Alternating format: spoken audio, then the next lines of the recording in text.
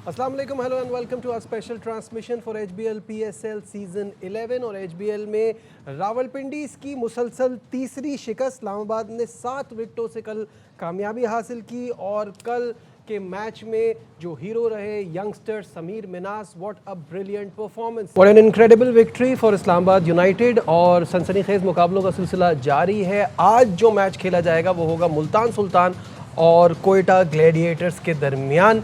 इस पर भी बात होगी। मेरे साथ मौजूद है मेरा पैनल, कामरान अकमल और शाहिद हाशमी। आज बासित भाई हमारे साथ नहीं है। शुरुआत कामरान से करते हैं। कामरान, मुझे ये बताइएगा कि पिंडीज़ बार बार एक ही बात, टीम अच्छी खेल बुरा रही है।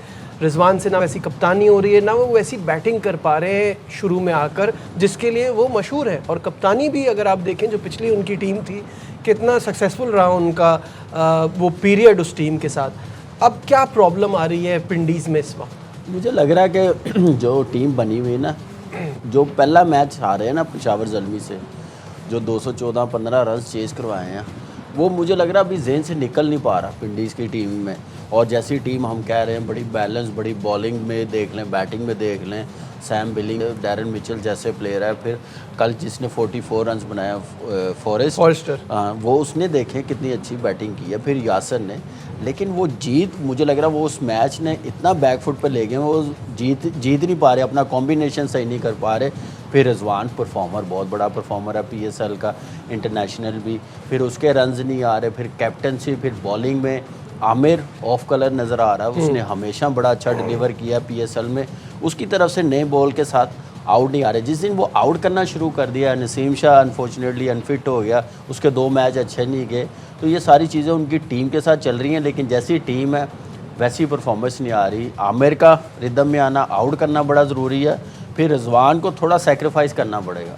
अगर वो समझ रहा है कि मुझसे खेला नहीं जा रहा नया बॉल, या मैं कंफर्टेबल नहीं हूँ, फॉर्म नहीं है, तो अब्दुल्ला फजल को ट्राई आउट कर ले। फिर आप देखें यासर भी पहले मैच में की हैं। फिर उस्मान ख्वाजा, वो भी बाहर बैठा। मुझे लग रहा है कि अब उसको ना ओपन करवाएं, उसको ना अंदर लाएं।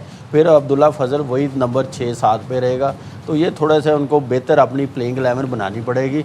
थोड़ी सी बॉलिंग उनकी बहुत ज़्यादा वीक है, एक्सपीरियंस बॉलिंग लाइन नहीं है। डैरन मिचेल हर मैच में ओवर कर रहा है, तो यहाँ से अंदाज़ा लगा ले कि बॉलिंग कितनी वीक है। बॉलिंग तो वीक माफ़ कीजिएगा, बॉलिंग तो वीक लगी रही है शाहिद साहब। लेकिन साथ साथ जो बैटिंग में प्रॉब्लम आ रही है ना, कि आप अब्दुल्ला फजल को, अगेन वही पाकिस्तान टीम वाला मसला कि आपके पास नीचे भी ओपनर्स ही आ रहे हैं। तो वो एक ऐसा लड़का जिसका नेशनल T20 में 3 मैचेस में 189, स्ट्राइक रेट भी अच्छा, एवरेज भी अच्छा, उसको वो अपॉर्चुनिटी नहीं मिल रही। रिसेंट टाइम में जो बार बार हम नोट कर रहे हैं, यासिर एक परफॉर्मेंस के बाद फिर उनका बल्ला बिल्कुल खामोश हो जाता है। ये पहले भी हो चुका है। तो क्या कहीं किसी की जगह अब्दुल्ला फजल को ऊपर लाने से बात बनेगी, या इनका एक फॉरेन प्लेयर, वैसे भी ये कम ही खिला रहे होते हैं, तो आप उस्मान ख्वाजा को टीम में लाएंगे? क्या होगा यहाँ पे? गौर करना पड़ेगा पिंडी को अपनी स्ट्रेटजी के ऊपर। पहले 2 मैच वो 215 और 198 का टारगेट देकर भी हार गए, यानी बॉलिंग टू बी ब्लेम्ड। कल के मैच में 157, 158 इतना बड़ा टोटल नहीं था, तो बॉलर्स के पास भी इतने रन्स नहीं थे। और जिस तरह समीर मिनास ने बैटिंग की, शुरू में ही उसने 58 की ओपनिंग पार्टनरशिप में 47 रन्स उसके थे। और उसने कल जो आमिर को छक्का मारा है पुल पे, कमाल का शॉट था, और वो बड़ी अच्छी बैटिंग कर रहा है। तो अब पिंडी को सोचना पड़ेगा, अपनी स्ट्रेटजी देखनी पड़ेगी। कल मुझे थोड़ी सी, मैं और कामरान शुरू से अब्दुल्ला फजल की बहुत तारीफ़ कर रहे थे, कल थोड़ी सी मुझे ये मायूसी हुई कि एक यंगस्टर को 12वें ओवर में बैटिंग करने को मिल गई। तो उसने एक छक्का मार के फिर अगला कोशिश की मारने की, और वो उसमें आउट हो गया। एंड तक जाता जैसे फॉरेस्टर गया, फॉरेस्टर भी उसी की तरह 1-2 साल का फ़र्क होगा। फॉरेस्टर ने एंड तक गए, और फॉरेस्टर ने आखिरी ओवर में 20 रन देके इतने स्कोर भी कर दिया, वरना इतना स्कोर भी नहीं होता पिंडीज़ का। लेकिन उन्हें गौर करना पड़ेगा कि अगर जिस तरह कामी ने कहा कि रिजवान नहीं कर रहा है स्कोर, तो अब्दुल्ला को ऊपर के नंबरों पर लेकर आए। बिल्कुल ऐसा ही। और मतलब ये अब ऑब्वियसली लीग तो बहुत बड़ी है, इसमें अभी बहुत टाइम है दोबारा उठने के लिए, दोबारा खड़े होने के लिए। बट चीज़ों को जल्दी सॉर्ट आउट करना पड़ेगा, वरना फिर इस तरह से अब लगातार 3 मैचेस हो गए हैं, तो फिर अगर देर और लग गई तो फिर इतना पीछे ना चले जाए। देर और नहीं, बस ये अगला नेक्स्ट मैच अगर वो ना जीते, तो मुझे लग रहा है कि टॉप 4 की रेस से बाहर हो जाएंगे। तो उनको देखना पड़ेगा कि हम लोगों ने बेस्ट क्या करनी है। यहाँ पे बासित भाई ने, जब आपको याद होगा, पहला मैच यासर ने 83-84 रन बनाए थे पेशावर के खिलाफ, तो वो उन्होंने अपना एक्सपीरियंस बताया था कि ये हर साल ही ऐसे कर रहा है। अब फिर एक मैच में कर रहा है, अगले 3-4 मैचेस बड़े कैजुअली आउट होता है, तो उसको ये देखना पड़ेगा, ये लेवल इस पे हटना पड़ेगा, नहीं तो इसको प्रॉब्लम होगी। देखिए मैच अब पिंडीज़ के लिए, हैदराबाद के लिए, कोयटा के लिए हर मैच बड़ा इंपॉर्टेंट है।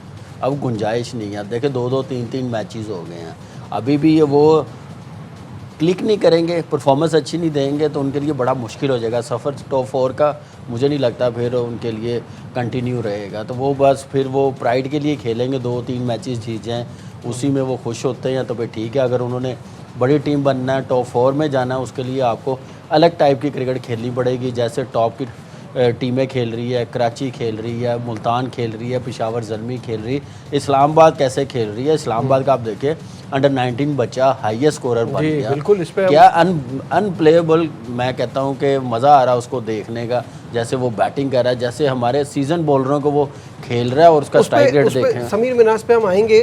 शाहिद भाई, कामरान गुलाम ने 50 रन किए, लेकिन ऑब्वियसली 128 का स्ट्राइक रेट है और आप इसमें कह भी नहीं सकते, ज़ाहिर विकेटें उनके आसपास गिरती रहीं तो सिचुएशन ऐसी थी। साथ में डैन फॉरेस्टर ने जिस तरह से ऐड किया, आखिर में जाके 231 के स्ट्राइक रेट से 44 किए, तो और कोई चल नहीं पाया। तो इनको अभी फिक्स इस चीज़ को करना बहुत ज़रूरी हो गया। बिल्कुल करना पड़ेगा। ग्लीसन ने शुरू से ही दोनों ओपनर को जल्दी निकाल दिया। गेंद स्विंग हो रही थी उनकी और उन्होंने दोनों को स्विंग पे बड़ी ज़बरदस्त विकेटें ली। रिजवान को जिस तरह उन्होंने बोल्ड किया वो तो ऑलमोस्ट अनप्लेबल डिलीवरी थी।